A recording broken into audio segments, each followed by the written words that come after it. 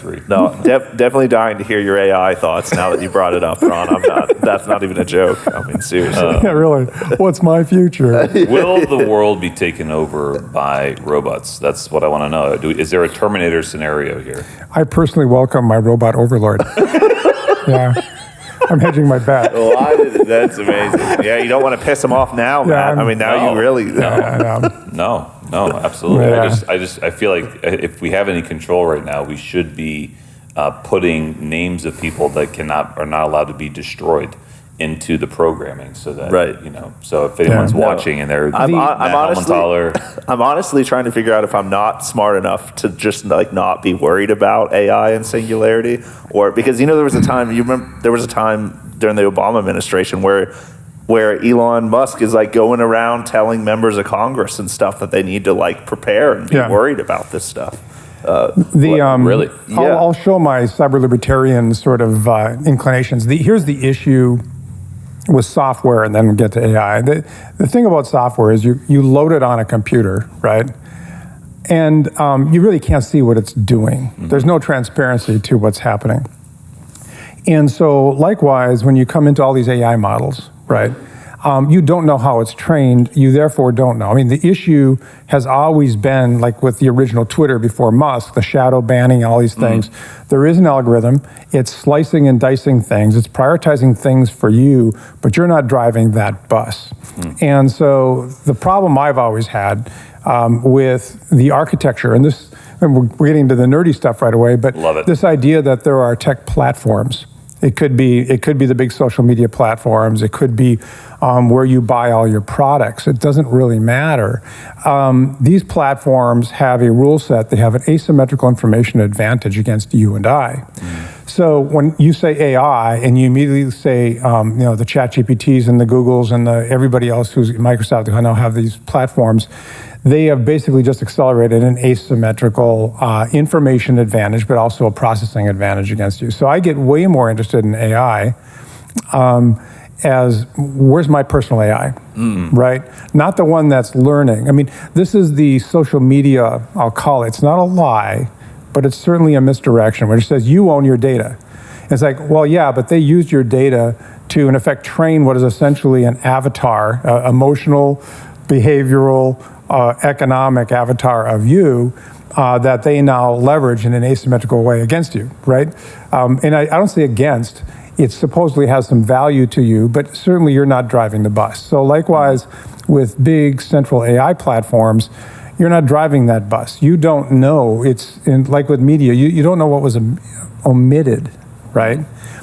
From your experience, such that you were steered. And that's really, it's never that, all these fact check things and media and everything, everybody's fact checking. It's not that the facts are wrong, it's what did they leave out and how do they recontextualize? And so you have with AI an unlimited ability to recontextualize in a non-transparent way. So I'd rather have something in my pocket called my personal AI. This is me, dare to dream. This is the place where dreams come true. Thank you. Are we going to Disney? We can, Ron. I would go to Disney with you. So, when I look at that, I say, listen, I would like to train an AI that's me, a better me, the more complete me, the me that remembers everything, because I forget half of, 3/4 of everything anyway. So this idea that you have a personal AI, I think is an important idea. We won't be there for a while yet. So in the meantime, is AI going to take over the world, whatever? My concern is it simply centralizing control? The Jameson Lopp, he's a Bitcoin guy, but actually, it's Zimmerman. He invented this thing called PGP, pretty good privacy. It's basically encryption that encrypts all your emails as they go back and forth. And he says all technology evolves to greater and easier ability to surveil. And so if you look at it, I just bought we moved into an old house, refurbished it, and just moved in. So I bought a vacuum / floor wash thing all in one kind of. It has Wi-Fi. So you connect it to your Wi-Fi. So now there's some company somewhere that knows my floor washing habits. Why is that, right? I mean, what is the, stretch your imagination. No, the interconnectivity of everything is a little bit scary for sure. I mean, you think even like the like Alexa and the Amazon Home. What is that one? Is that one Alexa or what's? Is it? Yeah. But I mean, I know for certain that they've like arrested people for murder and stuff like off that audio data. I mean, it's well, I was raised by boomers, and I know what they're thinking. They're thinking, are you denying you're a boomer? Who are they? Okay. And can we go get them? That's what the boomers would be saying right now. Who are they? Can we go get them? Yeah. No, I don't want to go get them. I'm just so what you've got is you've got data aggregation, which, by the way, let's spin this over since I make investments in there. There's a thesis here too, which would be the person, the organization, whatever it is, with the most data wins in AI, right? Mm-hmm. Because your training is more sophisticated, it's broader, it's deeper.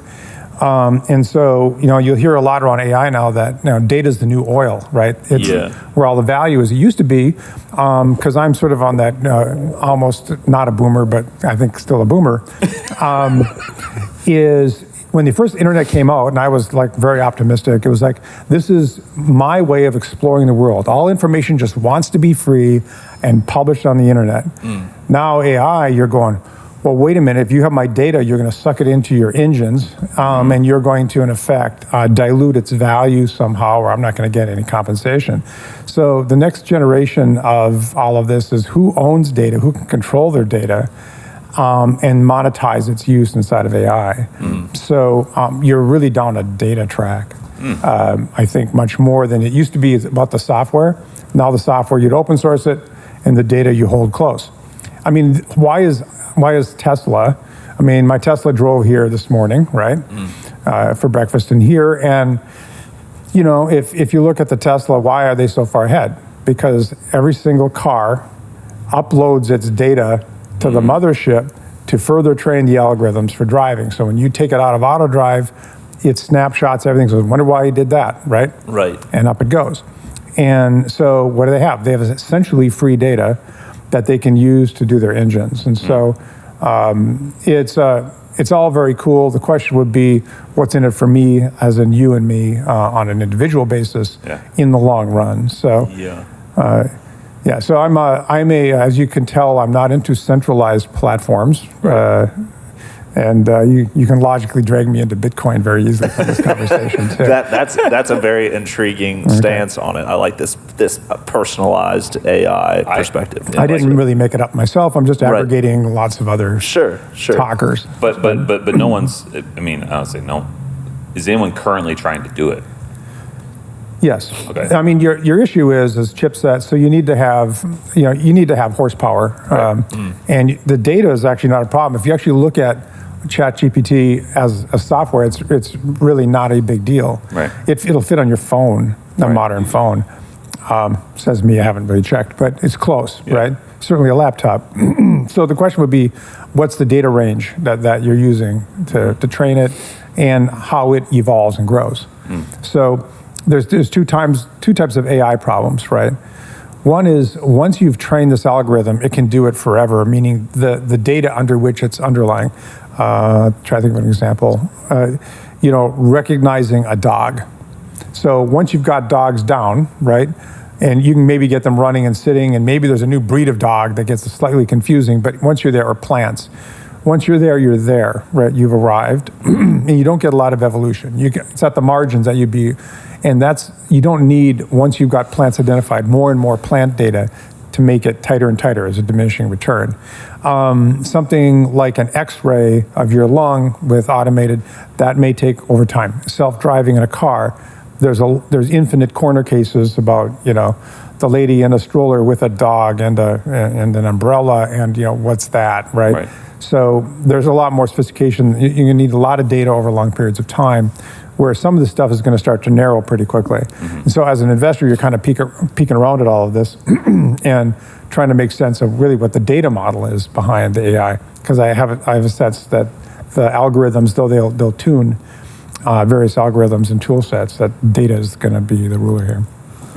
It's generated a lot of interesting conversations, like in the visual design space as well. Adobe, I had I had a one-to-one connection. Seeing this play out was really interesting. So one of the professors that I had in school back in Ohio, he's real famous digital painter for Magic the Gathering and like Penguin books and stuff like that. Right. But he's got a very specific kind of fantasy style, you know, and he was like on an Adobe stock site the other day, and like Adobe is like openly selling images that are like mimicking his artwork, you know what I mean, that are generated based off of his artwork. So he like took a bunch of screenshots and like tagged him on social and was like, are we really doing this? Are we like now selling work that mimics mine? And they ended up it went super viral, and they ended up taking a bunch of it down. But there's like all kinds of, you know, the same thing with ChatGPT where it's just an amalgamation of everyone else's work, you know. There's a lot of rights of use and things like that that are in question. Right, and secondary rights in particular. Right. Yeah, I'm married to a lawyer, so I'll talk with fancy words. Yeah, a few anyway. But you know, there's really interesting question. So, if you take and you suck in a whole bunch of data, Copilot is the GitHub product. That's GitHub for nerds, is where you store your software, and you know, it's a repository and a tool set related to that. And they have this thing called Copilot, which is, hey, you know, code me up a couple of things. You know, this is something I do all the time. You know, put a button on a screen, you know, to oversimplify it. It'll code this up for you. But what they did is they abstracted all the coding techniques of various software engineers to do that. And a whole bunch of them went, wait a minute, right? So there's a very interesting question, is if they're abstracting some of your intellectual property, what's the rule set here, right? Right. Whose work is it? Whose work is it? Yeah. Now, what is clear is that if AI, and again, not a lawyer, check with yours, but AI cannot own what it produces. So it's not a legal entity per se in the current view of law. So pretty interesting on secondary use. And that's really the trick that all of the social media sites have used, is the secondary. You own your data, but I have an unlimited right to use forever, even if you delete your account, et cetera, et cetera. And so likewise, that's the issue here going into some of the stuff like Copilot. Is this a Facebook lawsuit like a real thing? Like my dad sent me this link from the New York Post. Click on this link to, you know, if you had Facebook from this date to this date, you know, they have to pay out X amount. Is that real? There's a whole bunch of viral crap that goes around that. I keep trying to tell my dad, most of the stuff he sends me is not real. Like, and you can participate by posting this on your page that says, because I know they were selling your data and you didn't know it, and there was that's like the current situation that everyone's already they are, in. but what they're understand what for the most part what these platforms are doing is they're not selling your data. They basically are using, call it AI, oversimplified. They're building a model of you. Yeah, they're monetizing the model. Right. I heard this saying, I can't remember where it was from, but it was basically like, if something's free, like Facebook, then you're the product. You're the product. Exactly. No, that's been a meme floating around Silicon Valley for a long time. Yep. One of our founders used to say that a lot, because he's doing stuff with blockchain and data security with your blockchain and that and this and that or whatever. Anyway, but he used to say that a lot. So since we're on a nerd track, let's keep going. I think we should. So the interesting thing, so let me take you down the issue with the social media is it's a platform. Yeah. So this is something that came about, as we went from little servers in basements to, servers in the sky, call them platforms, call them whatever. And platforms, by their design and nature, are instruments of control, right? Meaning it's a hub and a spoke, right? Everything comes into the hub gets a look at everything that's spoking its way out. And so as a natural architecture, you have centralized control and power. Note my cyber libertarian characterization of this. And so, how much Orwell have you read, by the way? George is not available for comment. So if you take some of that and you say that's a platform by design, this is a problem. Twitter, same way. Even though Musk has, in effect, pivoted the policy there to be much more open, there is this issue. So what's the issue? It's the hub and the spoke, right? Those who have the hubs control it, and they also have a look at all the data. They therefore also have the AI advantage, meaning very much like the cars, you got a constant stream of, so who's the smartest AI in the room? Probably the folks at the intersection of all data, right? So I'm sort of theorizing this thing through. So along comes a thing called Nostr, N-O-S-T-R protocol. So, and the whole idea of protocols. So why are techies, and actually high net worth individuals nowadays too, why are they so high in Bitcoin, right? Bitcoin is at its base with blockchain, a protocol. You can write against the protocol. You can't violate the protocol because its enforcement is distributed. There is no central point, okay? So I'm giving you a sort of a different view of Bitcoin. We can come back to it and talk about what it is for folks who might want to know. But so there's this other thing now called Nostr. So imagine with Nostr that, and by the way, all of your data is stored at the center and can be turned off for misbehavior, whatever. So this architecture has centralized the data and distributed the processing power, essentially, right? And so what if you had an architecture, a set of protocols that allowed you to have a piece of software where the data is kept on your machine, and there's only I'll call it a multi-point routing system up above.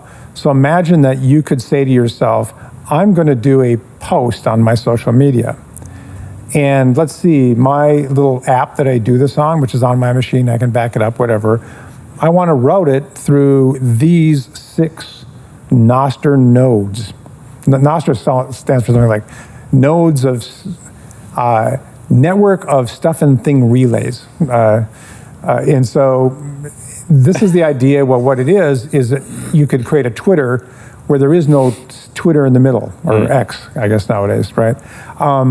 Notes and other stuff transmitted by relay. There is notes and other stuff transmitted by relay. Yeah, something around there. That's good stuff.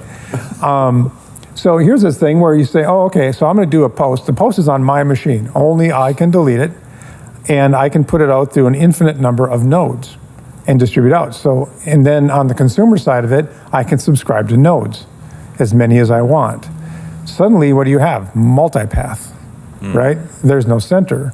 And so the basic architecture for Nostr shifts. The whole idea of, what is a social media platform? Well, there's no platform.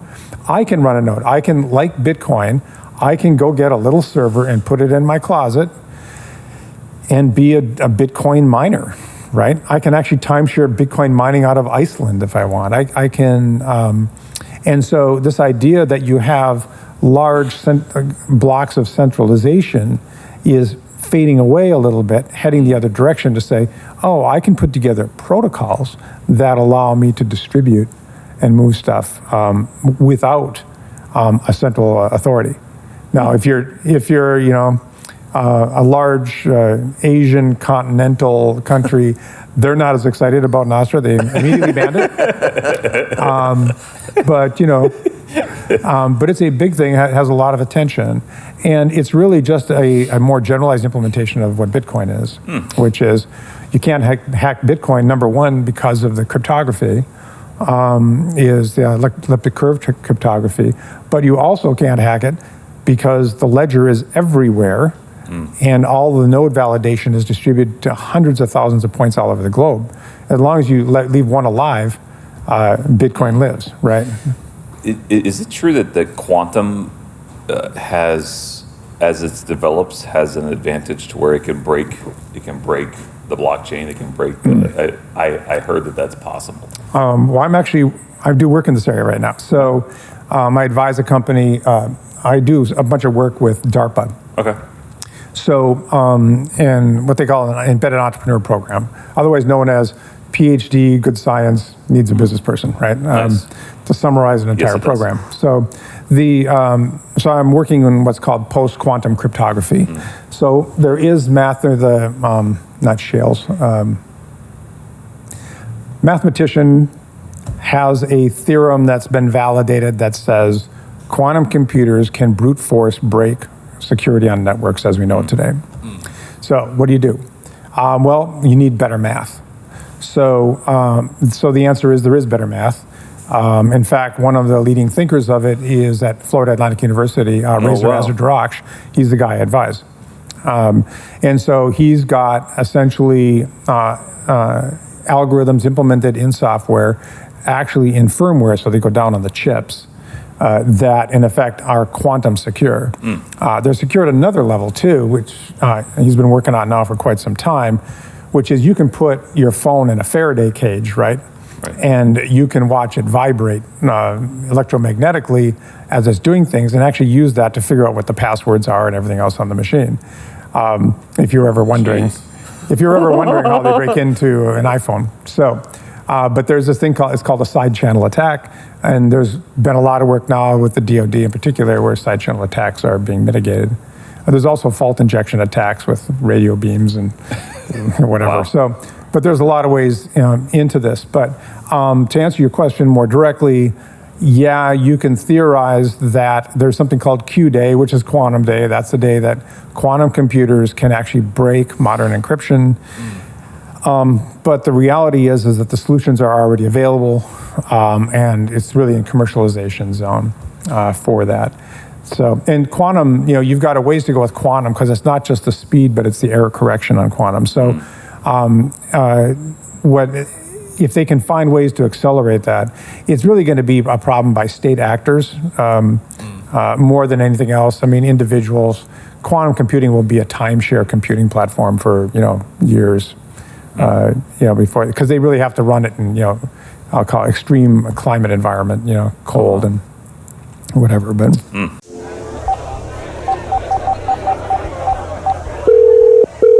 Welcome to the Legacy Angel Network Venture Lounge, where nothing ventured is nothing changed. For Matt Helmentaler, press 1. For member services, press 2. For real raw startup stories, press 3. For all other questions or concerns, please wait on the line in our Good evening, everyone. I'm Matt Helmentaler, and you're listening to Venture Lounge, after-hour conversations with founders and investors. These are the stories, insights, and conversations that you aren't going to find on the company website. Because the real lessons you learn in the startup world, the risks you take as an entrepreneur, the highs and the lows, the moments in your journey when no one else believes in you right before you break through, those are the moments that you just have to hear for yourself. So grab a drink and listen in to the men and women who are changing the world. Welcome to the Venture Lounge. Well, that's my favorite cold start yet to the podcast. Dude, that was amazing. who's this guy anyway? I was just thinking that as you were talking, I was thinking, I know you just fixed up this old home and you moved in and with a white picket fence. The white picket fence, and you bought a new vacuum cleaner. but I'd be okay if you and your wife would consider moving up to Brevard County just so that you and I could hang out more often. This place has free drinks, right? It's true. I mean, if nothing else, it's We fall back on the drinks. I'm just gonna throw it out there. I'm gonna throw it out there into the universe again. This is a place where dreams come true. So we're just gonna do. I would like to put a marker down. Yeah, no more old house restoration. Me and termites, we're done with each other. Termites are jerks. Yeah, and they never quit. No. Yeah. No. Welcome back to Venture Lounge, everybody. Nothing ventured, nothing changed. I'm Connor Sherman, creative director here at Legacy Angel Network, and I'm joined here today, as always, by our fearless founder, Matt Helmentaler. Matt, hello.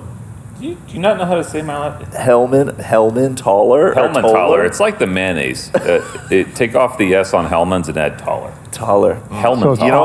So I think I've been saying it both ways this entire time. You know what? You can say teller, taller, tomato, tomato. It's cool, man. Love. It's all love. Yeah. It's all love. It's all love. Introduce our friend Ron here, man. Yeah, so Ron and I, Ron Tarro.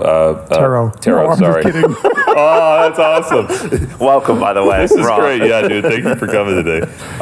So Ron and I met at an event over at Groundswell.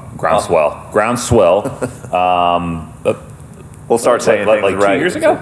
Yeah, Probably. Yeah, it's been close to 2 years. Yeah, so shout out to Jaron and all them for it was a cool event. You were a guest judge for a pitch event there, and then afterwards you came over here along with a couple of other folks. Free drinks. Free Yeah, drinks, and we sat down, we got to know each other, and then so he's the president of New World Angels. I want to give you a little bit of background here, just for our listeners. I'm going to according to your LinkedIn. So, assuming that all of these things are true, I'm just kidding. It is. So he's with New World Angel. He's the president, board of director, the investment committee chair, and an investor, vice president of investment sourcing and screening. Let me see here. Advisor, corporate development and commercialization strategy for PQ Secure Technologies. Quantum. Yeah, there we go. Boom. And it goes down the line. I mean, involved the Waterstone Management Group, hospitality technology, next generation. You know what? Go look him up. This guy is a badass. One thing one reason we've been trying to make this happen for a while, and mostly it hasn't because I'm not organized, and so that's really on me, Ron, and you know this. But yet he's here. I believe in having the right people in your corner. You need to surround yourself with the right people, with the right contacts that can make you better, it can make your organization better. I love collaboration. And what I found when I met Ron was that he was very open to collaboration. And clearly there's an intelligence difference between he and I, and he still was open to collaborating. I'll just mock you when you're not looking. Yeah, it's perfect. Yeah. So he and I have been having some discussions and stuff, and Legacy's trying to find a cool path with these guys, but they're doing wonderful things in Boca for their investors, and I love being around them, and I think our guests will be enriched by him, and so. That's all jokes aside. You're an awesome dude. So thanks for coming. Yeah, thanks for the time, man. We're excited to have nice. you. I gotta go. Yeah, I think we got enough content already. Yeah, that was good going. Yeah. Ron, are you from here, man? You from the area, or where you from? I married Florida, so. Okay. Okay. Let's start at the very beginning. Let's do it. I was born and raised in International Falls, Minnesota, which is on the Canadian border, 5 hours north of Minneapolis. Oh wow. So small town, son of music teachers. Sort of meandered from there. I ended up, degrees are in math and computer science, a little physics on the side, and ended up working for IBM. And working for IBM in Boca Raton, I get to say, I think I'm old enough, I can say, back in the day, IBM had a big facility. It was the IBM personal computer. It came out of South Florida. My wife worked that facility, and I worked in IBM in Minnesota in the computing group. And so we met, and ultimately we got married. And getting Floridians to move to snow was a lot harder than getting Minnesotans to move to palm trees. And on top of that, Dina's a triplet, so anything I'd have to do times 3, which was, of course, impossible. So anyway, I live in Florida, so about 27 years, 28 years maybe, something to that effect. So you're Floridian. Yeah, basically. I've lived here longer than pretty much anywhere. So, and for the most part, at the time, I had a traveling job. So, it was which airport and which Wi-Fi access point. That's kind of was defined my world. But yeah, so my kind of journey to angel investor went to work for IBM Labs, software engineering, project management, product manager type, product marketing manager. And ultimately jumped at the start, and there used to be this thing called the Big Eight, and the Big Six, and the Big Five. I think it's now the Big Four, public accounting. It was Ernst & Young. So I went to work for Ernst & Young for almost a decade in their strategy, technology and strategy group. So I was doing client work for telecom, network companies, did some work for HP, the old Bell South before it became whatever it is now, part of Verizon, right? I think so. I think so, yeah. And so just, what should we make? When should we make it? Where should we sell it? That kind of stuff. I ended up then, at the time, Dina was my wife, and she was not my wife yet. She and a good friend started a software company. He was a software engineer from IBM, and they had started it. It was in telecommunications. I started advising. One thing leads to another. So I come in for 1 year. So I walk into Ernst & Young and say, I know I'm kind of like busy right now, and you've got a lot of clients, but I got to go. So they gave me a 1 year leave of absence to run this telco company. I extended it 1 year. So that was your first entrepreneurial. Right out of strategy work into entrepreneur. Wow. And so we basically, started to grow it. I ended up, now I'm working with my wife, by the way. Oh, cool. Stories that can't be on camera. Not to be confused with that she agrees with me on things, but no, so it started to grow. And at the end of the day, I extended the leave of absence, and then Ernst & Young sold its consulting business to Capgemini out of France. And so I had sort of a, come back or leave decision because they were cleaning up the HR books. So I ultimately, next decade, actually 12 years, ended up running this company. We built the software out across 30 plus countries with customers, and it was basically a features provisioning platform for telecommunications and network. So it got bundled into, it got sold and then rolled into what is now Cisco's WebEx. Oh, wow. But then it got chopped up some more, and some of it got spun out into its own company. Oh, wow. So like with most things, when it gets, absorbed by the Borg, it gets comes out the other end in different pieces. Non-strategic and whatever. Just out of interest, can you elaborate a little bit on what hole your wife and her partner kind of saw in the market and what need they filled? Yeah, so now I got to go back to nerd world. Don't, please. So you have to kind of go back into what was called the Telecommunications Deregulatory Act, or the what do you call it? When you have a marketplace that's they're dominating the marketplace. Right. AT&T owned everything. If you remember back in the day, let me go it this way: AT&T owned the wires, the cables, the phone in your house, the whole thing, complete vertical integration. And they decided that's bad for competition in the structure of the industry. So what they said is that you could, in effect, operate your own. You could operate your own phone system in a building, which was called a PBX, so a private branch exchange. So that would be something where I could put it in the basement, and so all the tenants could run off of one phone system, and then you'd have trunking back into the AT&T backend. So here's this thing called a PBX, right? And it can do phone calls, but it can't do a bunch of other stuff. So you can't, for example, if I owned a building, and it turned out hotels like this the most, for those of you who stayed in hotels and paid, $400 for a phone call back then, yeah, that was us. But you could essentially then attach to these phone systems and do stuff. So you could automatically dial stuff. You could put the name on a phone would have a display and say, "Hey, Matt, welcome to your room," right? Or on the TV screen. That we were basically provisioning all that kind of data.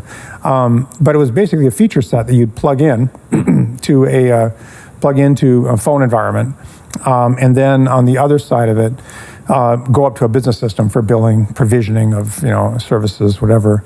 Also, it ended up extending into Wi-Fi, and we were just in the process of doing video, so you could do like a triple play. Oh, wow. But it was basically just the kind of thing that you would get today if you're doing a Comcast or something. Pick the services you want, they end up on your monthly bill, except we were real-time dynamic. We could also do dynamic pricing, which is one of those things which would be the theory is that it saves people money, and in reality is like, you're from a country that is insensitive to the price of a phone call, therefore we're marking you up. But so that really works. Whenever Amazon tells you that your personalization is there to help you, yeah. But I'm raging at the machine today. Sorry. No, do it, Aaron. Did you end up going back to? Can we have some background music? He just said raging at the machine. Like on that moment, can we just? I think that has to happen now. So anyway, that's what it did. Okay. Yeah. And so it was something nobody ever really saw except the information it was distributing, and then when the shock and awe of your Wi-Fi bill or your telephone bill or something like that. A lot of that's sort of deteriorated with the advent of a cell phone. And one of the reasons we bailed on it, I mean, it's been almost 10 years, is you're walking in with the phone in your pocket. And so the use of a phone, even in an office, I mean, if you were to look, Apple built, of course, it's Apple, but they built their entire office building. There's no phones in the house. I just took an old house, right, an 80-year-old house, and restored it. All I did was put, in effect, like a commercial Wi-Fi in the ceiling in every room of the house. I have no low voltage wiring, so no Cat 3, Cat 5, none of the cable, Right. nothing. Just it's all Wi-Fi because everything can run over Wi-Fi, including my vacuum. You're just preparing yourself for the overlords, Ron. This is. I'm gonna take a little trip back to where we started for a second, and I'll figure out. I don't know. I won't figure it. They'll figure out how they roll it all in. But you said you were raised by two parents who were both music teachers. Did that Are you musically inclined? I've played for years. In fact, a few years ago I stopped. I played in big bands and jazz bands. I would have gone into music. Oh, wow. Except my parents went, for God's sakes, don't do that. So what do you play? I play clarinet, saxophone, flute. So Nice. Big band triple or a pit orchestra. Did a lot of pit orchestra over the years. Symphonic band, classical. So more classical and jazz, so Nice. clarinet for classical music. So the Symphonic Band of the Palm Beaches, I was with them for a bunch of years. Very cool. And I was president of that group for a while, and then in Minneapolis, I was part of it was called Calhoun Isles Band, another one. And then I did a whole bunch of different jazz groups, in and out, sat in for a little bit. Years ago, with some of the pops orchestras and stuff like that. So I'm a good player, I'm a good reader, and I got a good ear, But again, that's a tough world. It's gig work and it's night work too. So you're clubs. I mean, most of the music majors I know end up, music ministries is a steady gig. So. It's kind of hard to do, and it's very heavily. It's much more marketing focused. It's like film, too. You're branding yourself, you're branding what you do, and so I'm a big music person, and awesome. I'm heavy on jazz. If you're, I love jazz. And a lot of the fusion stuff. I patterned a lot of my playing after like Spyro Gyra, Jay Beckenstein. That kind of That's cool, that kind of man. sound, that jazz rock sound is kind of my favorite. That's cool. Do you? I mean, I'm just gonna throw it out. Do you have any you've been a musician for a long time. Do you guys have any little records? Anything on? Any things that you've done that's been recorded? I do. I've also done theater where I had to be on stage. I got some. A lot of it's the group stuff. Right. And what I find actually is the recording and audio has come so far. Some of the older stuff, the audio is just horrible. Right. So, but if we could get something pressed on vinyl from you, Ron, we'll add it to the collection. That's what we're here. We'll play it. Actually, you know what? If we could get a link, Pressed on vinyl. We'll attach it to this podcast. Yeah, we'll do that. I wonder. I don't know. That's a good question because it wouldn't have been me doing the recording. Right. Wow, but cool. I have a lot of family that's musically inclined. I am not. But yeah, from my background, I have an aunt that she was a great aunt. She was really, and then I have another aunt that was been in Disney and movies and different other things, and she's all whatever. And then Then my son's musically inclined. I have a brother that I don't talk to, but he's got a great voice. But you do. He yells at you then. Okay, your fine. voice, though, Matt, you really do sound like you could just like break right into a musical number. Yeah, you know what I mean? Well, you have a radio voice, man. You got do. that. Yeah. You got Or a like radio voice. straight into like Fly Me to the Moon. I feel like I could make a lot of money just like reading like the whole the books and the little things that the audio stuff. Maybe for the rest of the time I call you Lou Rawls or something. Lou Rawls, come on, there you Yeah. go. Yeah, I have Lou Rawls. Do I have Lou Rawls? I might have Lou Rawls. Have you heard Lou Rawls? I'm not hip. You haven't lived it. You already hear him. Is that it? Lou Rawls, man. Oof. Yeah. That's some stuff right there. I love Lou Rawls. Ron, did you end up going back to IBM? Like after your No, so I left stint? IBM into consulting, into a startup. And you know, when you sell a startup, actually what it buys you is not wealth, it actually, you know, freedom of your time. So then that's when I started picking up, what do I want to do? And so with IBM, I really, in IBM went through a big change probably about 5 years after I left. That's when the big IBM downsizing began with Louis Gertzner. And so there was really, that's a fundamentally different company today than it was back then. It was a great company. What a great place to start a career. You know, I still have, you know, the motivation was high. You know, That's cool, man. But no, I would say, you know, from there I jumped into the startup, and then I've just sort of diversified into the incubators, you know, as an advisor and an investor, and just on that. And then I just stay current with the technology tracks that interest me, basically. So, and I'm, you know, I mean, discount everything I say. I'm a software person, so my entire lens in looking at the world is through, you know, information technologies. So, you know, if you ask me, you know, what's the key to a successful restaurant, you know, it's over for me. So it's a mystery, and you know, so. It's actually an interesting story. It's one of the reasons. So before I became president of New World, I was the VP of screening, right? And we're getting, you know, dozens and dozens, hundreds now of thousands of applications for funding, right? Well, I mean, the first one's, you know, is a dating app, and the next one's curing cancer, and you're there going. So, I know exactly what you're talking about. Yeah, I know. You're living that dream, right? And so I broke us into, you know, vertical groups. Yeah. And so an information technologies group where we could evaluate that kind of core tech, an industrials group with manufacturing engineering, and chemicals, all the industrial stuff, you know, logistics. A consumer products one, because that's the mystery one, right? Yep. We've got people like CEOs of public corporations running these groups, and, you know, so, and then finally a medical, because they talk funny with big long words.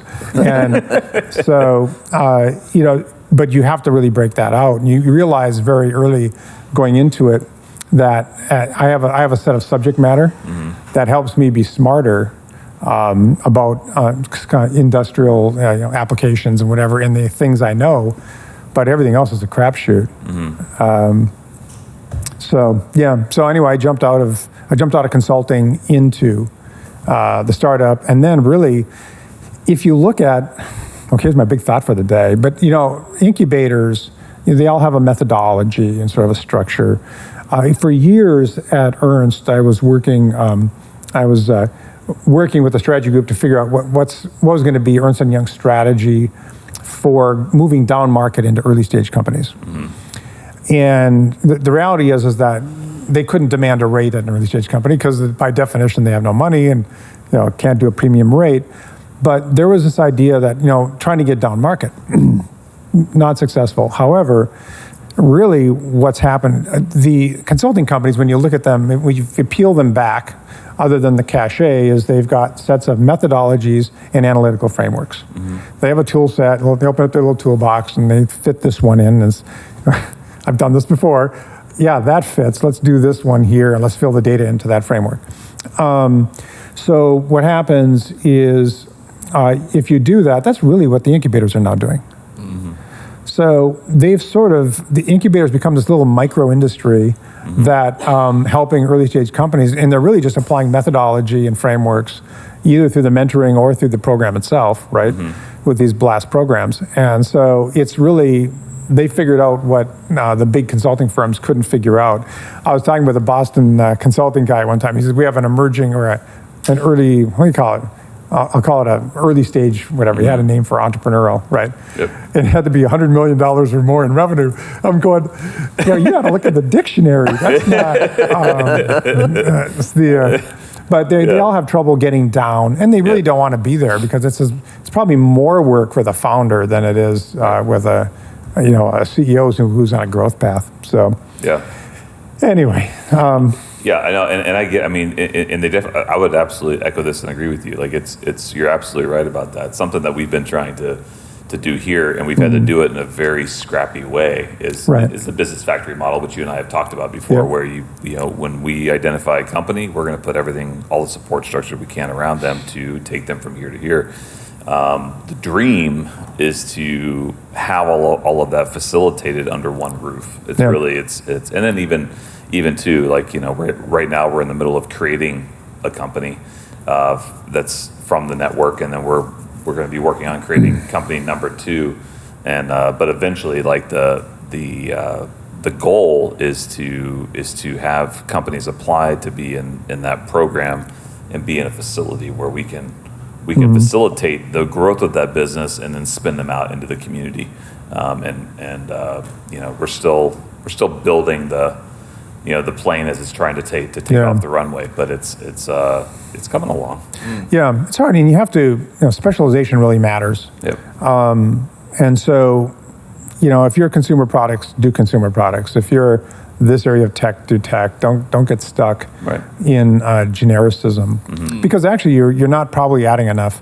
The way I'm on the board for FAU Tech Runway and sort of defining some of their work, and I sort of use the MVP, minimum viable product, as a tipping point. Before minimum viable product, what they're doing is they're sort of hacking the value proposition, sort of hacking the product market fit, if you will, trying to get up. And so everything, you need people who can help think that through, help them get through engineering, help them get through alignment with a customer, with fit. And then after that, really what they want, can I borrow your Rolodex and call everybody you know who might want to buy my product, right?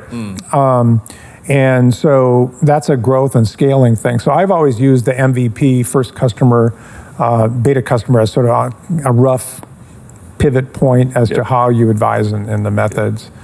And if you try to fit them all into one category, it doesn't work. No. Especially with experienced founders, they're like, no, I'm past phase 2 here. I need phase 3. And part of my problem, especially getting started, I've been learning a lot of lessons. But I have connections to so many different sources within this given community, and I mean other places in New York and other places. But I have all these different resources with all of these different professional verticals. What we can get involved with has really expanded, which is both a blessing and a curse. Right. You know what I mean? So we've been working on identifying what verticals we're just going to stay down. Right. Because it's when you have unlimited professional service help. Right. And people in industry that can speak to a certain thing, it can get really confusing actually to manage all of that, and it's I don't know. So we're in the middle of figuring it out. Let me give you some high beam headlight please on this thing. Is what you're also going to find, you're going to do the incubation and then the investment. You're going to try to, in effect, align the investment. And this has a lot to do with making the transition from a CEO to an investor, right? Is the CEOs who are presented investments from their own industry are more inclined to reject that startup than anybody else. And so there's two reasons, kind of a type 1, type 2 set of reasons here. That's true. One would be they know more, so they know more, so it's a bad idea. The other would be their assumptions about the industry are not easily challenged, and so they miss the big transformative thing because it's impossible and or unworkable. And so the thing that transfers forward to mentors. So as you specialize the mentors, they have strong opinions, okay? Now, you could also be, you don't know anything about the industry, and so it's all risky to me, so the answer is no, which is fine too. But it's interesting that folks from an industry actually are a tougher audience for not necessarily simply they know more. It's because they actually don't see transformative. Now you can get a lot of argument. I'm talking a big generalization, but the other side of that is sort of the narrative fallacy. So if you sort of start chalking up the idea of what stories people tell themselves, if I don't know anything about curing cancer and I hear an amazing story, right, about how this is going to transform cancer care, right? The fact that I don't know anything about that, founders of companies are good at their narratives, right? They've refined them, they've engineered them. And so it's like, oh, I don't understand all the externalities, the causalities, the correlations, everything else that could be out there. And so I'm looking at it going, this is great. I'm on the path to investing, right? And so you have sort of a two-tier thing with folks. They're basically, they buy narrative. They have a category error problem, right? Because they know a lot about underwater basket weaving, the tiddlywinks industry is going to be a cakewalk, right? And so, but you get this where, the narrative was sufficient. And there is a whole class of narrative investors, right? That here's the memes that you see on Twitter.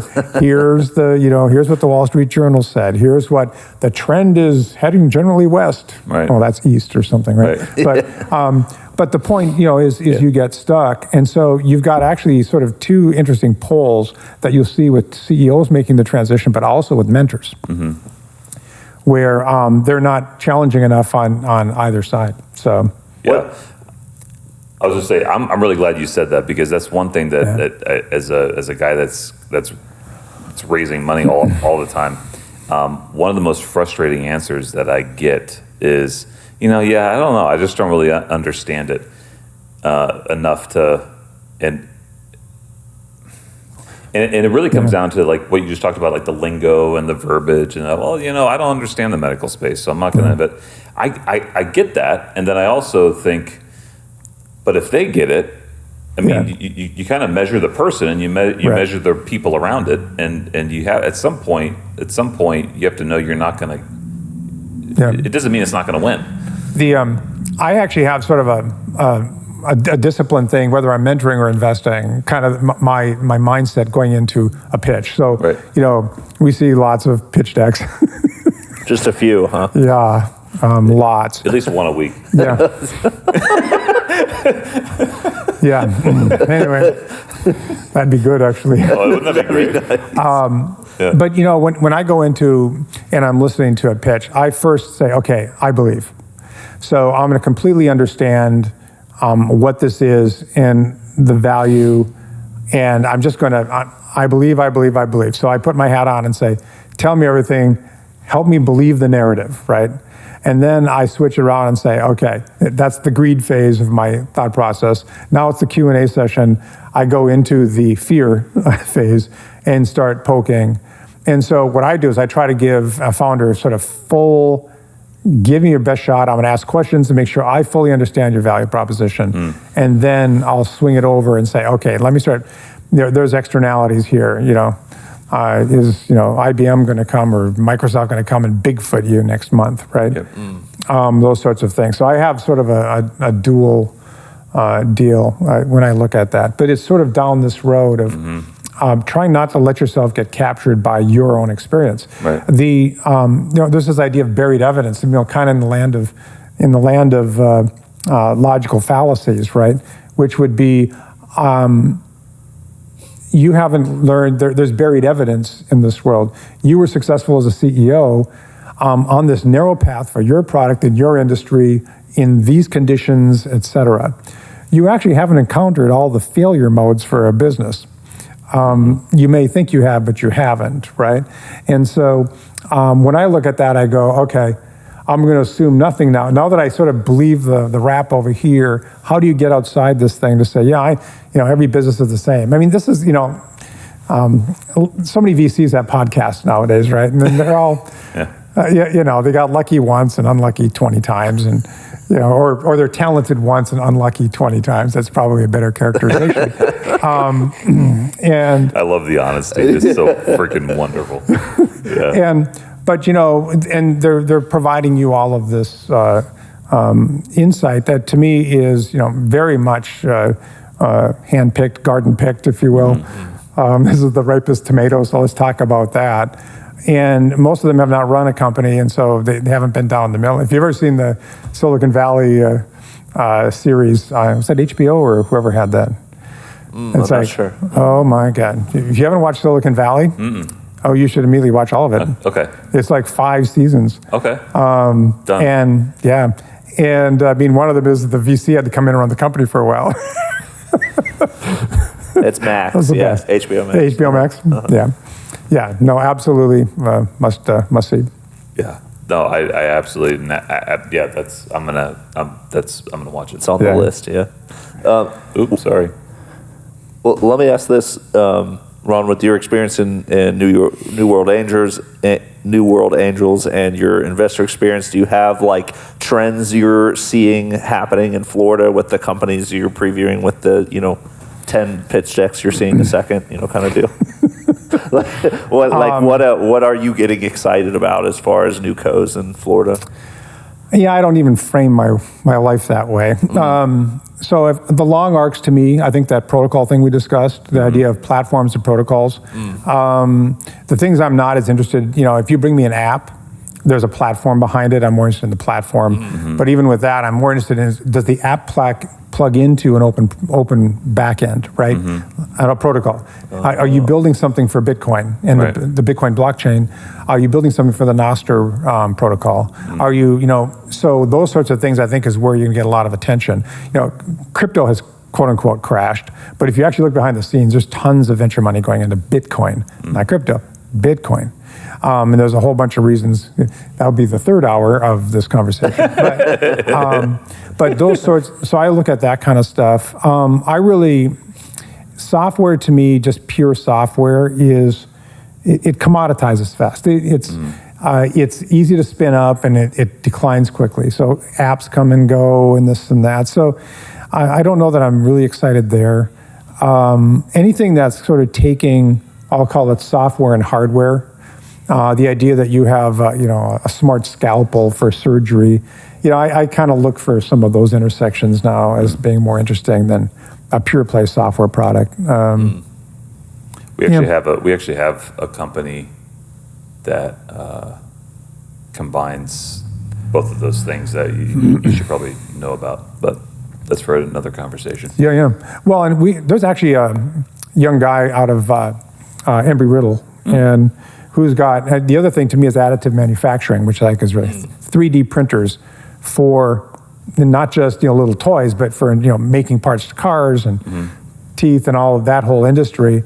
And there's actually been a young guy out of, I won't mention him because I don't know how public he wants to be, but he's been out looking for funding, and these are all these technologies for additive manufacturing. So when you think about the U.S. and sort of a manufacturing base, it's going to come back under high degrees of manufacturing automation like these things. I mean, if you look at Elon Musk, who's always 4 steps ahead of everybody else, he sees his factory as raw materials coming in the front door. The additive manufacturing thing's crafting as many parts as possible, right there in the factory, and then a car comes out the other end, right?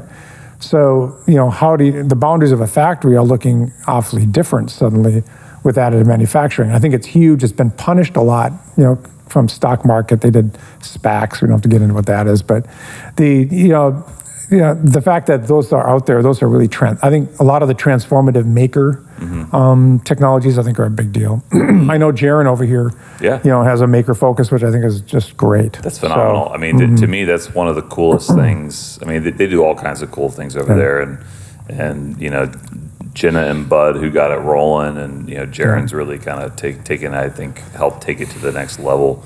But them adding that piece, I think is great for them, but it's certainly great for the community. I mean, they're really killing it over there. Yeah. So, from my perspective, on a tech trend basis, I mean, there's so many vectors.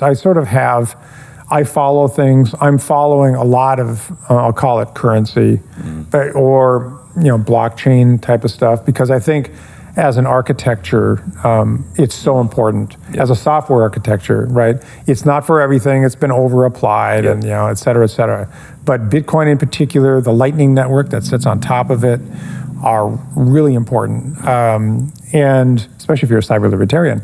And wait, so maybe you answered the question, but how much Dogecoin have you bought at this point? 0. Okay, good. I love Elon Musk, but not that much. So I'm a fanboy, except that. Awesome. I'm just curious. Have you ever met Elon? No. Okay, we need to make this happen. We want to meet him. Yeah, we want to actually, because he's got SpaceX here. Yeah, no, he's out of town. Shouldn't he be on our podcast? He was, well, actually, I almost met him. Here's the story. I was here in Melbourne, and I was at the Tesla charging station out here in West Melbourne. And I pull up, and I'm there charging, and he's kind of hanging out. The other guy says, "You just missed him." I'm going, "What?" Musk was here charging him and his bodyguard. No, I've heard that story. I've heard that story. No joke, from 10 other people. Yeah. He was up at the, he's in the Kohl's parking lot over here charging his Tesla. He's over here at the Winn-Dixie parking lot charging his Tesla. And I'm like, all right, charging his look, Tesla. you've been all over town, but you haven't come to our simple little humble podcast. Yeah. Maybe if I put a charging station in here, we'll get him. That would do it. His head of security trains at Melbourne BJJ, where the gym that I go to with the Hallbox guys. That their head of security, or SpaceX's head of security. Connor? We'll figure. Okay, We're always 1 degree away from making this happen. Have you met him? Haven't met him yet. No. Why haven't you met him? He's probably going to the 5:30 class. Go to the 5:30 class. We'll 5:30 a.m. You mean? Dude, Yeah. I am so frustrated right now. We'll make it happen. Yeah. We'll make it happen. No. Sorry. But you obviously have a high opinion on the guy. Yeah. Yeah. He's a brilliant dude. Absolutely. A brilliant dude. Yeah. There's I got a birthday card that basically was a picture of Elon Musk's head stuck on top of Jesus holding a cell phone. And he goes, "1 million followers, sweet."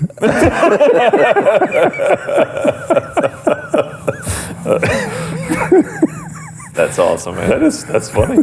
That's funny. Maybe how long have you drove your Tesla, Ron? Bought it in end of 2013-14. Wow, awesome, man. Oh, wow. I'm one of the OGs. Look at He's you. OG. Original gangster. Another mutual friend, Celeste, she was one of the OGs too. She's had her original one that she bought back in 13. So I'm not really a car person in the sense of, flip. Oops. And so I've not done that. But, I've been sort of hanging on to I have a Model S. And with it had the first self-driving one, actually. And I want to buy another one, but it's flawless. I mean, it's just... And so the only thing is going to be that if they come out with the next generation batteries and stuff like that, I'll probably...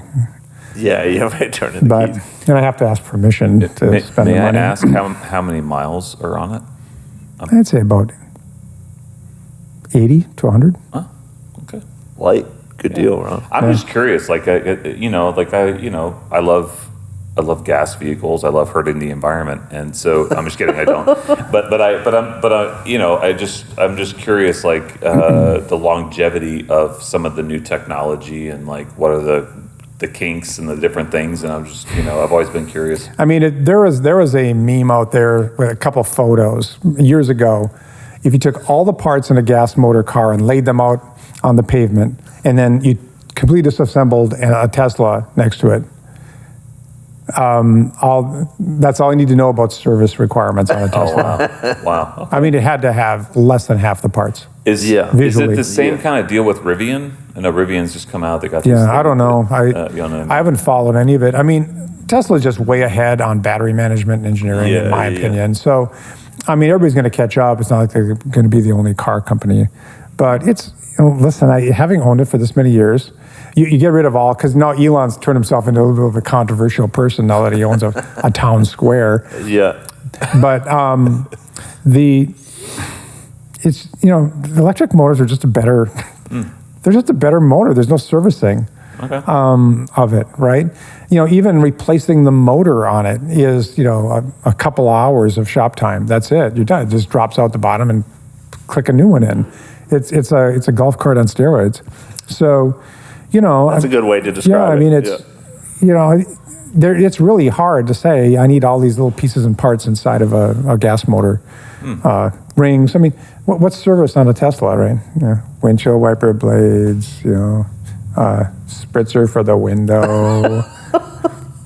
New tires. Of the Ruby, and Tesla has really democratized the electric vehicle. I mean, this model is so reasonable. Yeah, the 3 now is. An SUV is $100,000. Yeah. How much is the base model Tesla? I'd say it's 30 something, 35.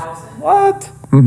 See, but again, I don't know the car business. Software guy, beware. But if you look at this from, he has less parts, lower service requirement, vertical integration. If you look, Ford has a couple % profit margin on their cars. GM, whatever. He's literally got 10 times higher profit gross margin on his vehicles. Why? Because there's so few parts. I mean, everything costs less to both assemble and to repair. So, I don't know how you actually stop this sort of trend line. And so I'm not I'm opposed. And everybody says, you must be one of those green guys. It's like, no, actually I don't kind of buy into a whole lot of the green stuff. This is just better technology, period, end of story. It's just a simpler, faster, more powerful, cooler. Its net energy impact is positive. Even if you try to squint at it and say a coal plant is, generating electricity, it's still better, right?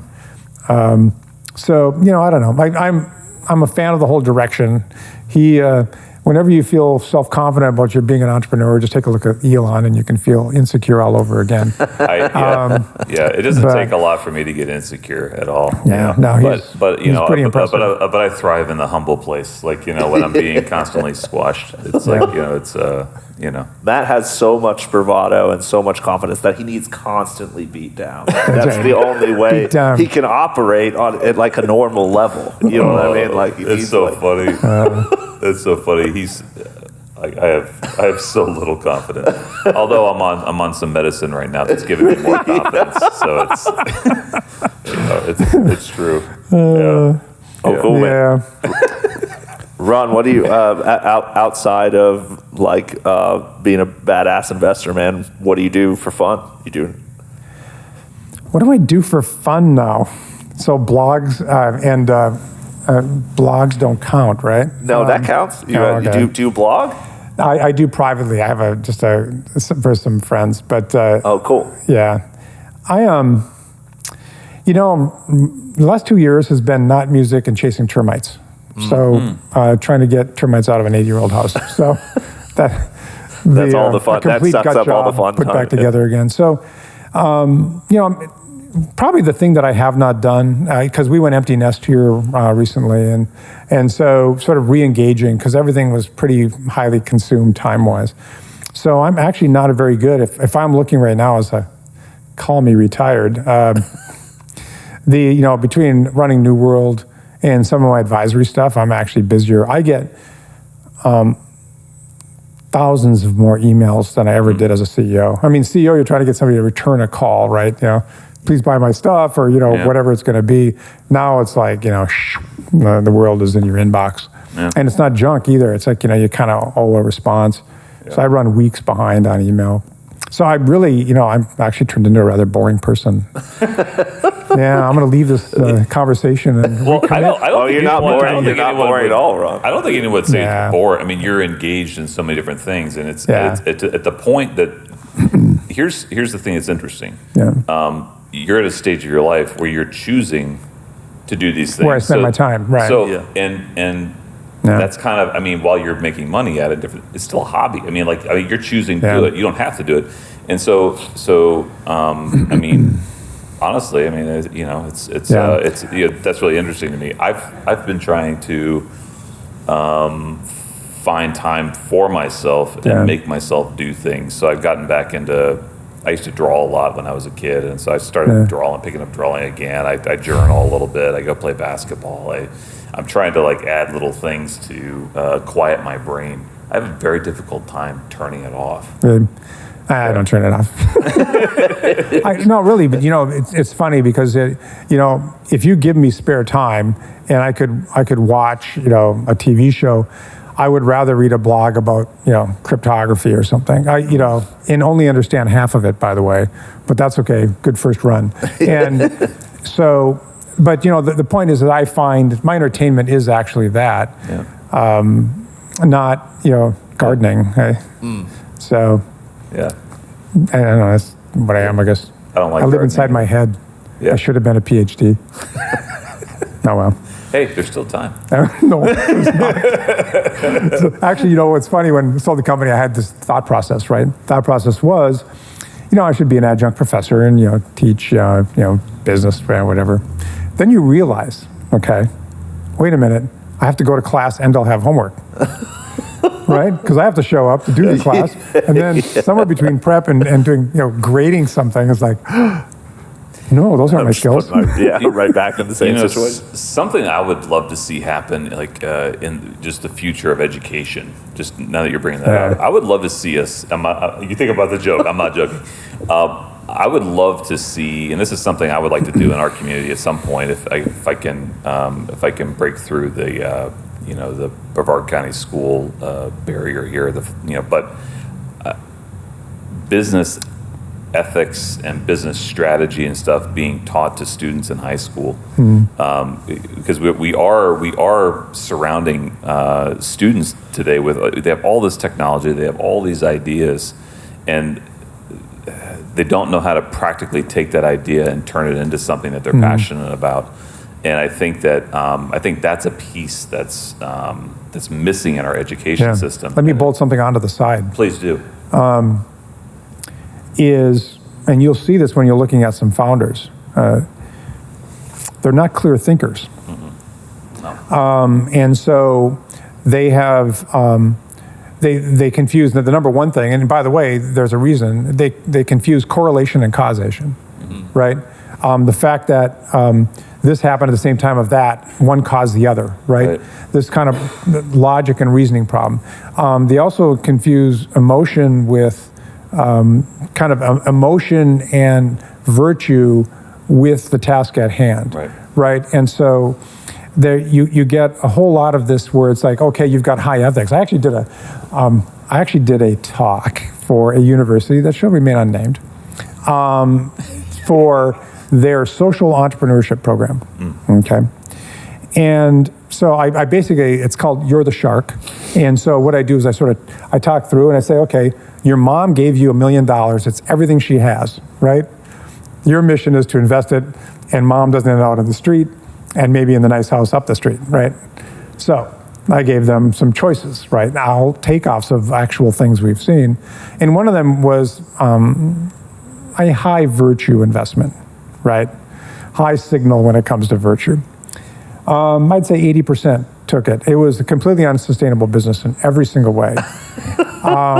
I even tweaked it to make sure it was clear that it was an unsustainable business. And they all went shoop. Yep. But the point was, okay, that's not a business. That's the kind of thing that government would have to support, or you need to find a solution where there's win-win-win all around it, right? Not just give, take, right? But you see a lot of that. We're saying, oh, I'm going to, save the environment with this thing. Well, okay, yeah, but here's the problem. The restaurateur who has to buy that, restaurants, marginal business, a lot of people, you're asking them to pay, privatize an expense to socialize a gain. But they can't, right? And they won't, and they'll try to get out from under it, right? And so those sorts of things. So what you have to kind of get in there is a logic and reasoning thing. So. Yeah, I agree. There's so many different pieces and parts to the problem and the issue. Like you have to take all those things into consideration. And secondary and tertiary effects, and that's the hardest thing. So it's almost like, because most folks, listen, I don't find unless you're a sociopath, I don't know many of those, but I don't find problems with ethical reasoning. I find what it is actually bad reasoning dressed up as ethical. There's actually, oops. You're right. Bertrand Russell, poet, the Russell conjugation, right? And so this is what you can use if you're a media person, right?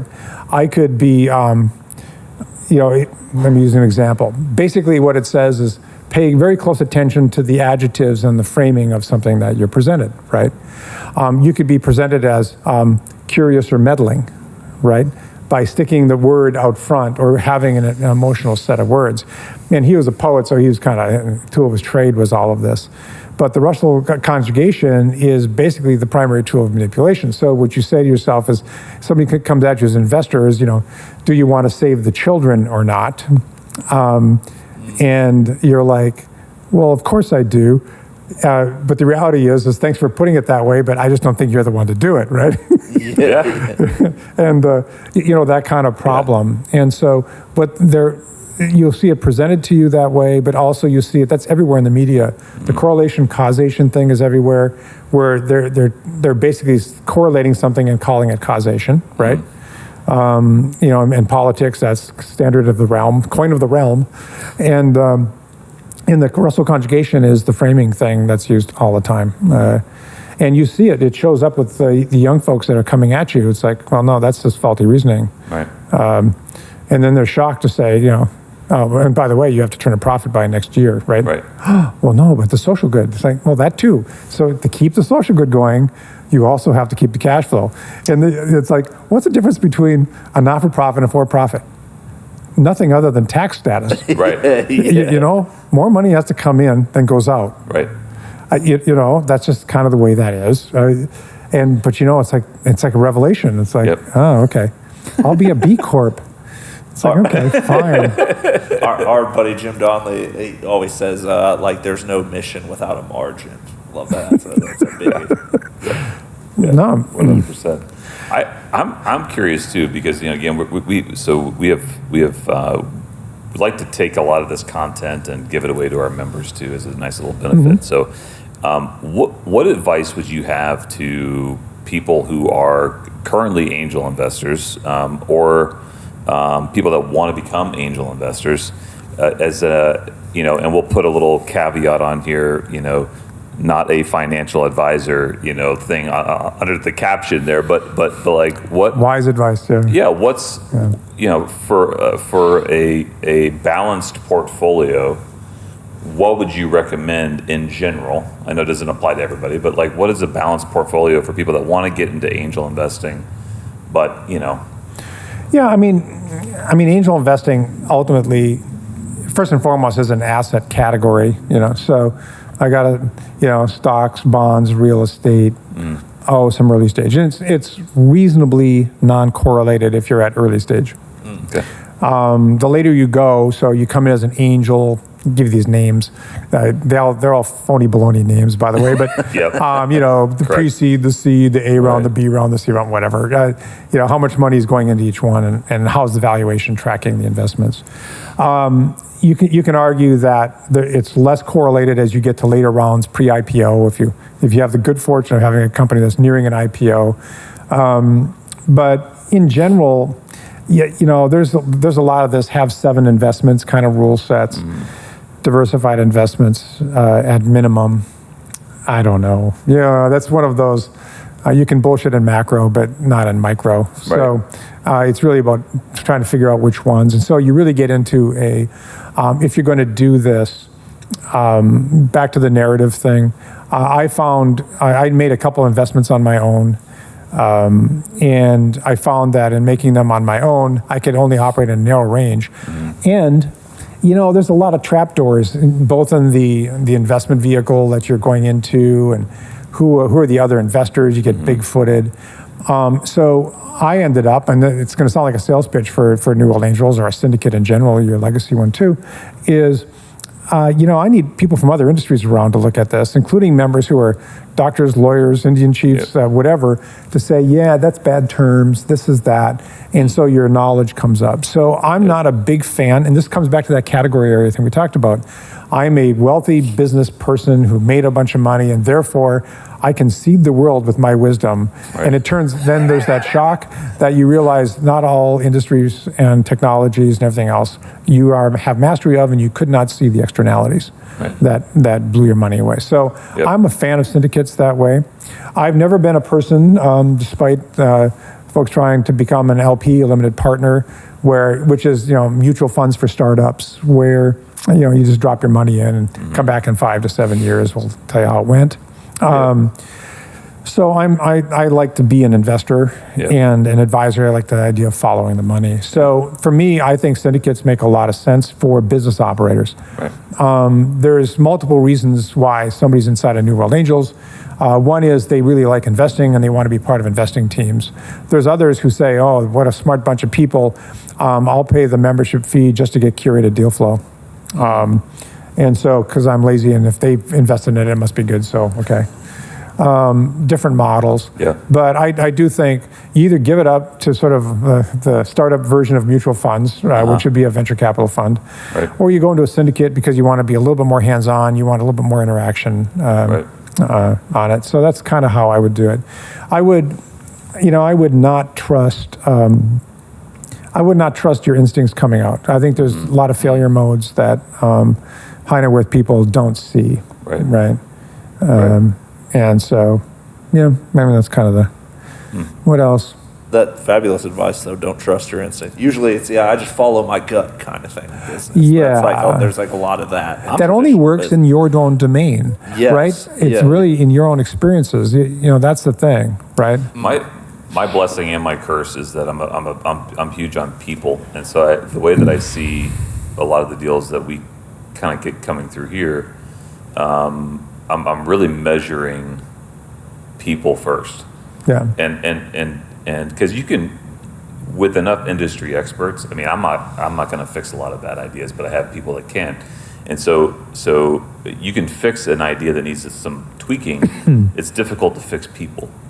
And you know what I mean? It's so for us, that's always been numero uno. You want to give money to someone that you can trust, but also that you can go down a path with. And that's kind of that's kind of our number one. Yeah. It's got to be the right person, not just from a can you trust this person, but also are they a domain expert? Are they? You start looking for all of those things, and if they have a business partner or they have I want to meet their administrative assistant. I mean, I don't want to control what they're doing. I just want to know who's in this team, and I want to understand the dynamic, and I want to see it's one of our guys, and I think this is kind of a cool idea, but he came to me. He's one of our the guys on our vetting team. He's a COO of a large company here, and he's trying to talk us into adding it's this really cool personality assessment thing that he does at his business, and it identifies really the strengths and the weaknesses of his employees. Right. And so you make sure everybody's in the right spot. I think that's kind of a neat thing to add to the vetting process is clearly we have a bunch of visionaries here and we have no operators. That's a problem. But a lot of times you can't figure that out until you really understand what their strengths and their weaknesses are. So I don't know. We're thinking about adding that process to our stuff. Yeah. I don't know if it's a good idea or not, but we're knocking it around. Yeah, those tests are fun. The question there's sort of a humility thing in it. First of all, I agree completely that looking at the founders is actually the first thing, period. It's not the only thing, but it's like if you can't get past that, it's pretty hard to. Now, but having said that, I'll now interject one of the very first companies that I advised took one look at the founder and said, yeah, no. Right? Yeah. There's no way. That would be the one that's actually doing quite well right now. So, and I just know this person. I just you can't put them in front of customers. or could you? You know? And so there's something about, you know, a lot of those models end up being kind of normative. And sometimes is that what you need? We have a member who's one of the original investors in Apple Computer at $13 million pre-money valuation. Are you willing to give me his information? No. I don't know when he exited. So it could have been too early. Well, I could ask him.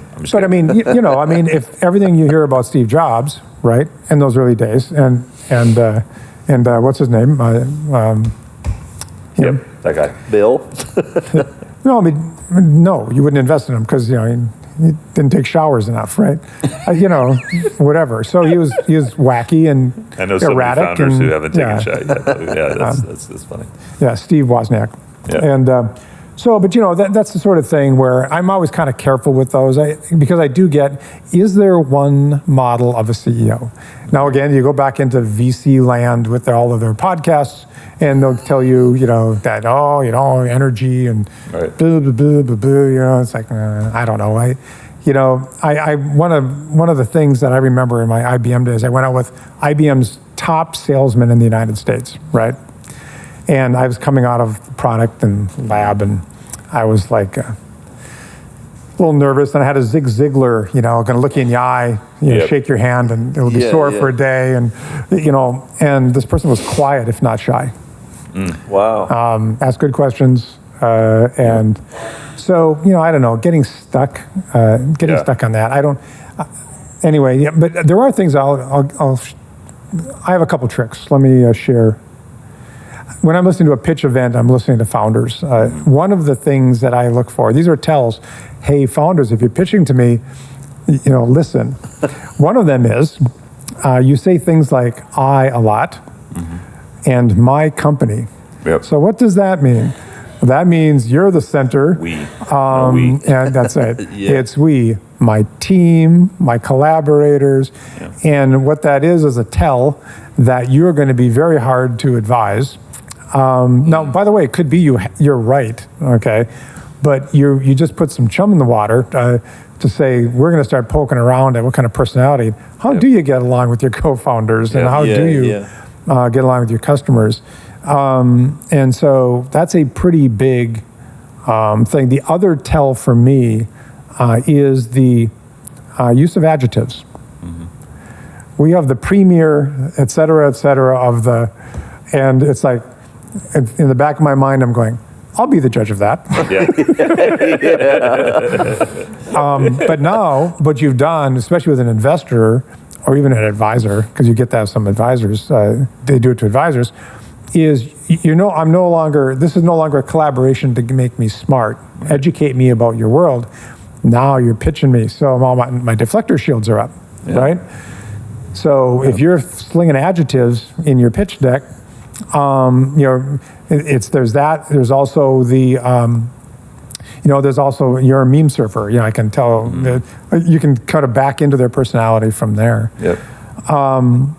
The other one is that, you know, is back to sort of the causal, sort of that correlation causation problem. You'll see that in pitch decks. So I see it a lot with total addressable marketplace.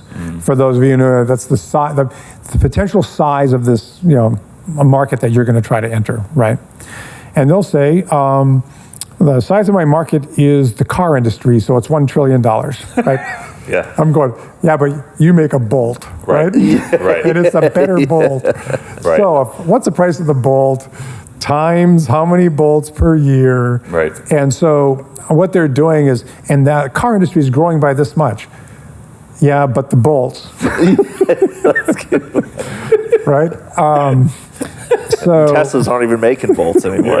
right. They're welding. No, I mean, these are reasonable questions. And by the way, if you invested in bolts, that's the kind of thing that would kill you right there. Yeah. Every car that comes out has fewer bolts. But, you know, that kind of problem, right? Which is probably true with additive manufacturing, by the way. Look at the synergy in this It's conversation. great, man. No, it's phenomenal. It's just rolling in on it is, itself. man. It is. We just took down bolts in this one This is why you should sell the old home and move to Brevard County. Look at the synergy. Yeah. Your wife will understand. It's fine. It's fine. I'll give her your number. Actually, the triplets, I'll give you all 3 numbers. Perfect. It'll be a process. Well, I'll take the challenge. One thing you said in the very beginning, the I versus the we. I remember, that is so important because even if you're singular, you're sitting in front of a room full of people you're pitching to because there's still a we behind you, right? You didn't get there on your own. Yeah. There's always a we. And I remember when I started Legacy, it was really we. When I found my first investor, I said, we are going to do this. Right. And because I knew it would take a we. Yeah. And I didn't have all the answers. So it's that level, you're right, it's a huge tell. That level of humility is so necessary. Yeah. So very necessary. Yep. Yeah. And by the way, that's the kind of person you want to hang out with too, is a we person, not an I person. Yeah. Right. Yeah. And unless you enjoy that and you like making fun of them. But you usually don't have a sense of humor. It is people watching to the next level when you can hang around with an I person for a while. and then it actually makes you feel a lot better about yourself. It's The other thing you'll find, so again, back to pitching me anyway, would be, I'll call it excellence by association. So what an amazing set of advisors you have on this company. Then you call up the advisors and they go, Susie who? Or Tommy, Tommy, and so there's a lot of folks, and this is, it's almost a generational thing a little bit, which is my associations are my fame. And these are people that usually came out of politics or they came out of government. You'll find I have these people associated with my company, therefore I am, right? And they just get away from this idea that it's about a customer and about sort of doing something that creates value in the world, not. And so it's funny, but these personalities wrap in on each other. The other one, another tell, would be when you give me a financial pitch about how I'm going to be rich. Because actually being wealthy is a byproduct of doing something else well, right? What is that thing that you want to do well?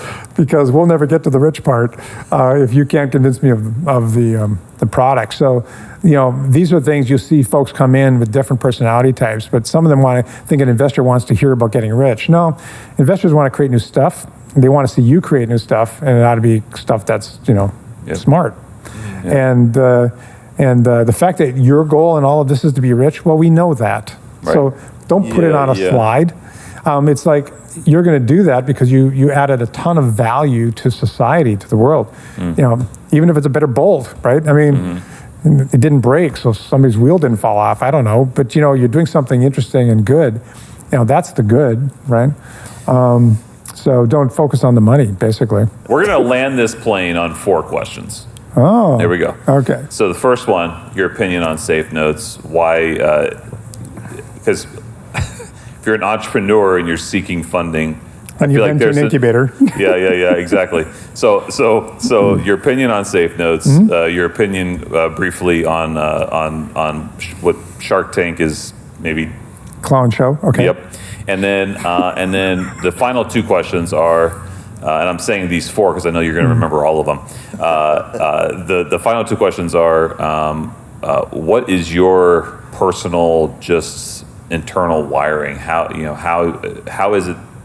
Is there a code that you live by, type of thing? And then last question will be: what's your advice to entrepreneurs, people that are thinking about becoming an entrepreneur, stepping into it? What advice or encouragement would you have? Okay, my short-term memory overflowed. Yeah. So we'll start, and then okay, safe notes. Well, first of all, let's not assume everybody knows what those are. So, safe note: if you are going to go get some private equity, 3 forms typically. One is they're going to directly buy stock in your company, shares, units, whatever it's going to be. The second is it's called a convertible debt instrument, which is basically they loaned you the money and they convert it into shares someday. Lots of complexity. And then there's this other thing called a safe note. A safe note is a promise to give you shares someday in the form of a contract, essentially. And that's its problem. So let's suppose things go badly, blah, blah, blah. You have to sell the desks and the pencils. What's the first thing you do is you abrogate the contract. It's a contract. So who's at the bottom of we're falling apart cascade? It's going to be contract holders. Who's at the top? Debt holders. And who's in the middle? And oh, by the way, while you're running the airplane into the building or whatever it is with your startup, safe holders have no voice. Right. Shareholders do. Okay. Now, I am not a lawyer in transaction law, but the reality is that if you're an investor and you give cash to a company and you get it in the form of stock, what you've done is basically assumed an entire body of law that protects you as a minority shareholder. Okay? You get none of that protection with none of the protection from that if you're just holding a contract, right? And in between, as a debt instrument, you do have a debt instrument and an advantage there, but you don't have a say. So my order of preference, camera troubles. We just switched cameras, didn't we?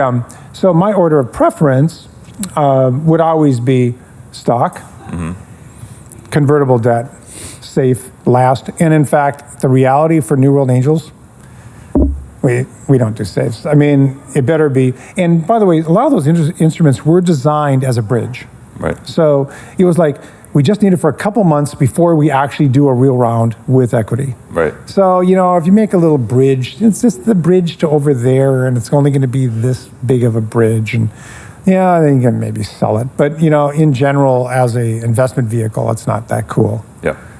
Have I done wrong? Are people going to be mad at me now? No, I mean, I won't be mad at you because I work with investors. There might be. It's not investor friendly. No, it's not. No, it's not. And what's interesting is it really came out of Y Combinator, Paul, whatever his name, and that whole Y Combinator thing, where the folks inside of incubators learned that you should do a safe, which is true, except investors don't like them. So now you can make an argument they're simpler, they're simple, whatever it is for future equity.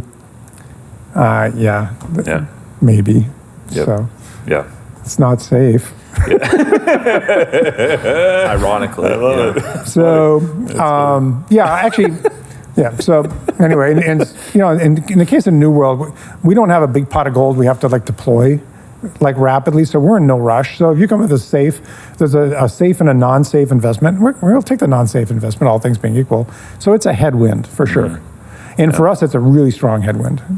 You better have something great to say about that, how that thing converts and when. I think it's important for new founders to know that information because it's such a popular way for these companies to raise money. And I don't think a lot of, this is my opinion, I don't think a lot of the investors or maybe that makes sense to them that they have that information, that they're not thinking that part through. And it's, so I think, that's some beautiful education for us. And then I'm going to bypass the Shark Tank question for time's sake. I think we all know that's Motors. not, It's like watching political television. It's all entertainment. Yes, thank you. Okay. So that's not what we do, and then not what you do. So we'll go to the last two questions. Is that cool? Actually, I would say this though. Let me say one thing about Shark Tank, and they try to protect against it, but it really is you try to get on there as a founder because it's actually a marketing vehicle. Right. Yeah. It's the same as American Idol, right? Right. No, it appears to be a great tool for founders. What you're trying to do is get your product out there, and that's a stage for the product. Right. So, Trump's show, what was the one, You're Fired thing? Oh, yeah. The Apprentice was the same thing. If you look what he was doing, he was branding his properties. Right. So what you're really doing with that show, and I'd be interested to see what the real economics are behind it, but they're basically branding something else. Right. Back to that whole thing, if you're not being, you're the product if you're not the one being paid. So anyway. Yeah, no, I absolutely agree with that. I mean, I'm not saying it's all negative. It's just I think that investors get a perception that that's what we do and that's how this rolls, and it's just not like that. So it's just Matt's just tired of hearing, like Shark Tank. Oh, I can't. You're dead to me. Yeah, it's just never bring it up again. And then, so the last question, the last one's the two-parter. What's your moral compass? Kind of a thing. Kind of, what is it that kind of makes you tick, and something that you live by? And then, what advice would you offer to current entrepreneurs or people that want to become entrepreneurs? Well, I mean, my starting point would be, let me just do up my personality type. Sure. I like people.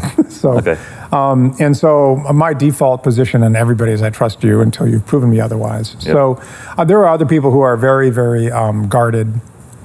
I'm very open. My opinions come out in a positive way. I'm much more of an enabling. I'm the son of school teachers. So there's sort of an imprint there that says this is all about educating somebody. It's really all about helping somebody succeed, and I consider that to be kind of the coolest thing to do. So that's sort of my my zone of my purpose, if you will. That's awesome. What was the second part? The advice you would offer an entrepreneur.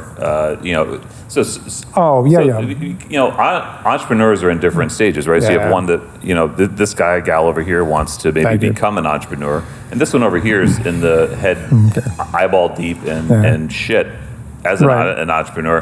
What advice or encouragement would you offer both of those people? Actually, I would step all the way back. This is sort of one of my stock lines when I'm giving talks, but my first thing that I say to an entrepreneur is thank you, because you can turn on the TV and you see a lot of people talking about making the world a better place, but you have entrepreneurs who are actually doing that, right? So you are, in some small way, it could be a better bolt, it could be a better service, it could be, and I just look around and go, you're putting it out there to actually advance something in the world.